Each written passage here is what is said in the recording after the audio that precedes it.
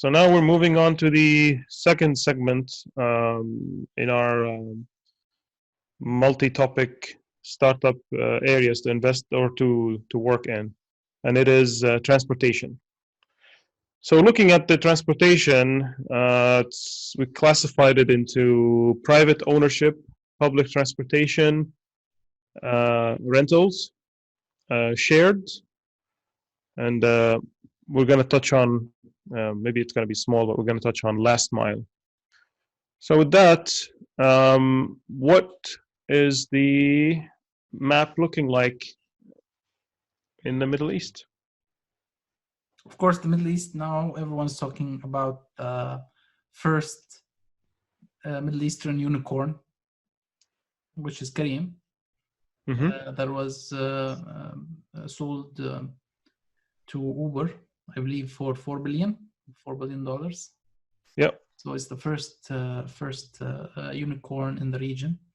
So, and it's the biggest player now in shared riding services.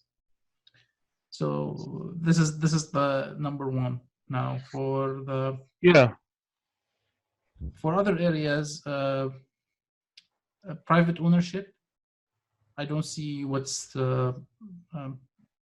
where we have any opportunities for startups in the region. If you like to clarify more on private ownership, so especially you work in the automotive sector. Yeah. So coming from my background, most. I'm not going to make a general statement, but there's a significant transformation happening in the automotive sector that would ultimately affect the end user, and it will open up doors for startups, which is adding a full onboard computer systems that are, the terminology changes from one place to another, but commonly known here as an infotainment system. Now, until 2014-15, these were heavily custom. So each OEM had their own design, completely locked system that was not open. And any startup or third party they want to invite into the vehicle, it had to be,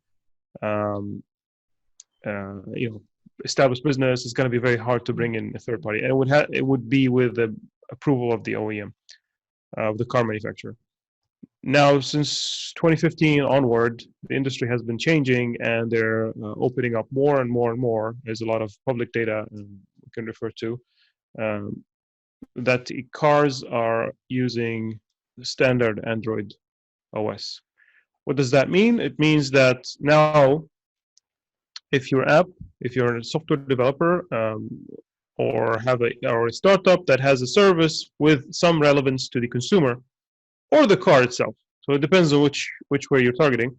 Now you have a standard window for you to use that uses common APIs that are the startup that develops software is used to. So yeah. So simply, you can build an app for the car. So yeah, like I said, so there are two ways. You can either build an app for the car itself. So let's say a service app or something like that. So basically, your target is the car itself, and of course the owner of that vehicle. Or it could be something as fleet management, for example, or a application for the rental company to sit on that car. The other is a service that is offered outside of the car ecosystem, and it makes sense to be included in the car ecosystem.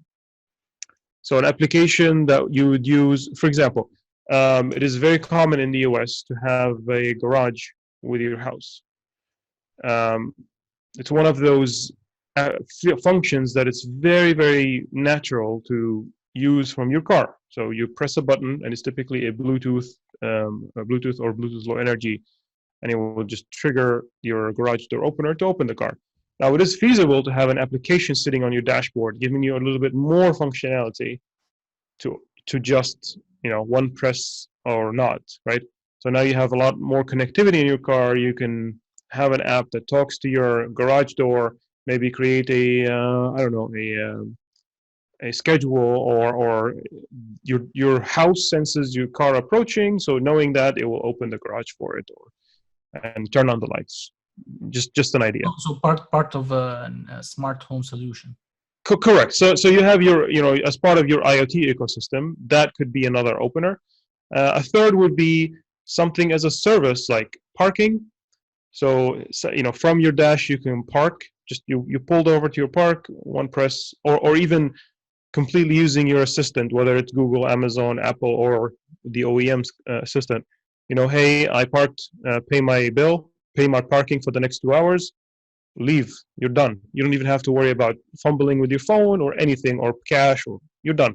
So there's these multiple avenues that owned cars, traditional owned cars, start to open up once you have a standard OS running on the car. So with that knowledge in mind, knowing what the market in the Middle East is, so you got your parking, you got your, I don't know if you have something like a drive-through or carryover. So carry out is huge now. So linking your car, so while you're driving, rather than, again, it's very dangerous to pull your phone while you're driving and start looking at the restaurant you're trying to go to, or being able to make that connection between the user while driving to a restaurant or Starbucks or what have you. Or drive-through. Yeah, placing the order. So finding it, navigating to it, placing the order, because your car has your presets, which comes from your Starbucks apps, that is on your phone. So it's the same experience, just transitioning it. So something of that, linking it to your vendor. In this case, it's Starbucks.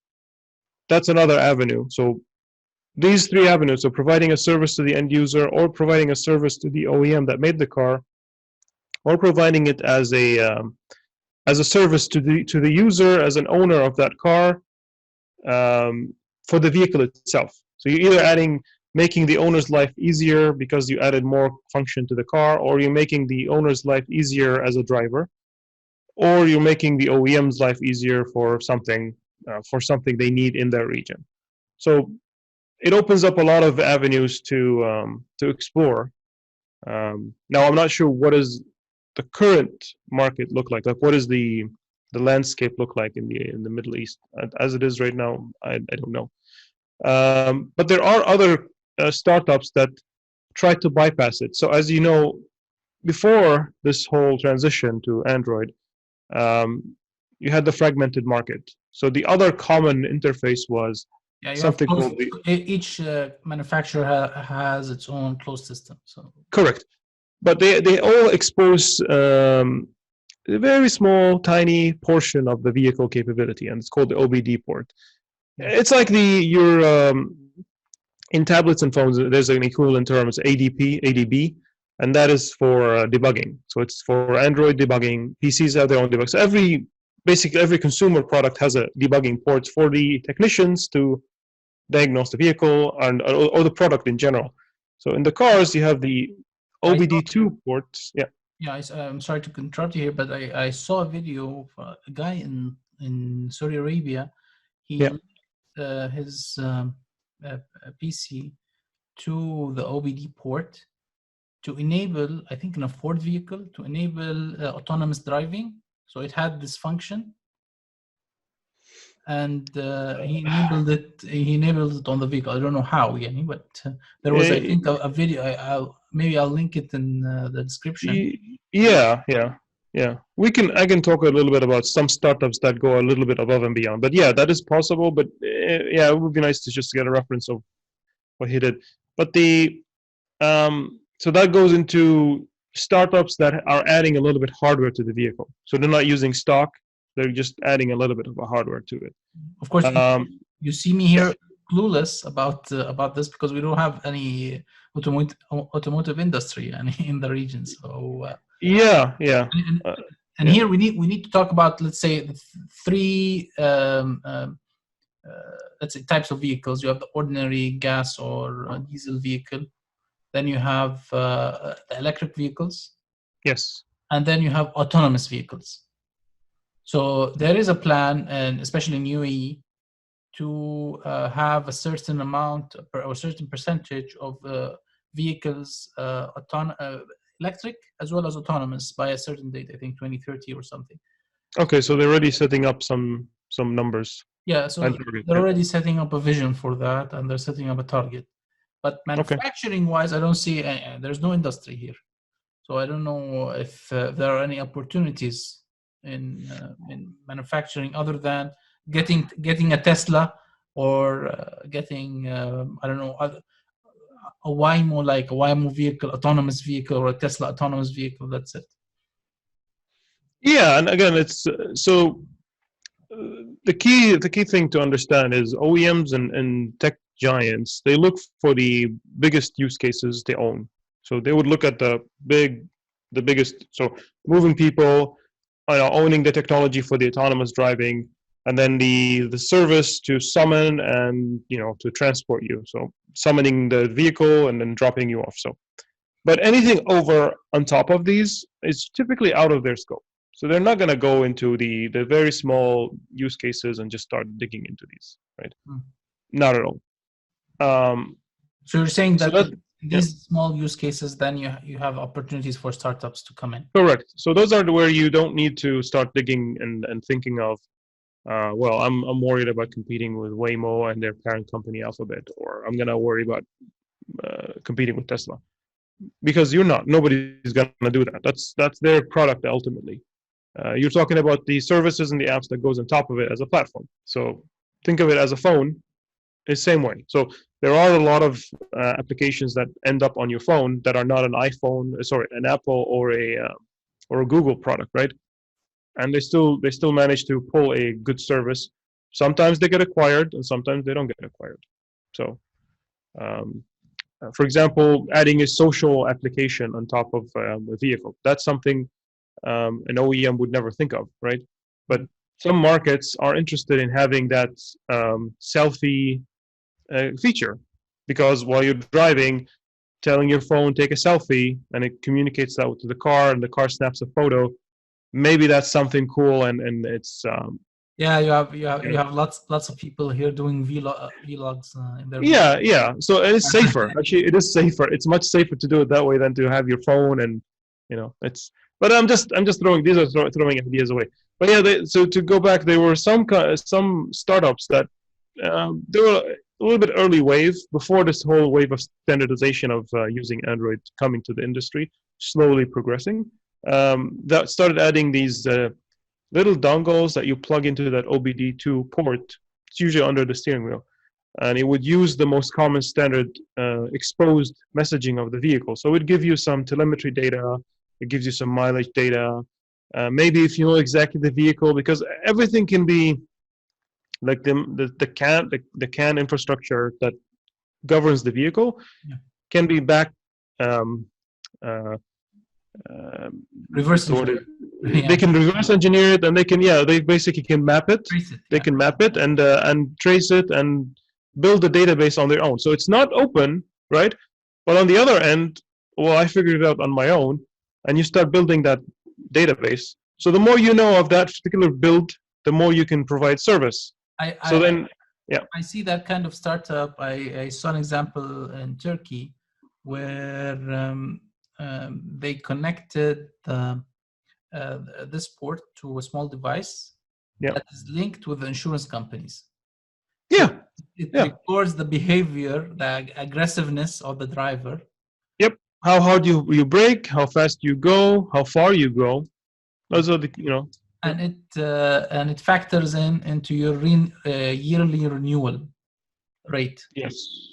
So that's one of the more common use cases here, or applications here. So traditional or most insurance companies, most, not all of them, would give you but here's the incentive. They give you anywhere from, I think, 10, it varies, but like 10 or 20% off of your annual renewal rate. So they give you a discount for putting this dongle on your car. So that's incentive to the end user and for the insurance company. So they get the data and but they're bypassing the OEM, completely bypassing the OEM in this, and just like, we don't need the car company. Here's my dongle, plug it into the car, and I'll get the data, and I'm going to give you 10 to 20% off. So that's probably an avenue, right? It's if So how it's do they collect their data? Is it like a 3G, a 4G chip, or yeah. When it started, it was 2G, 3G, and now it's 4G, 4G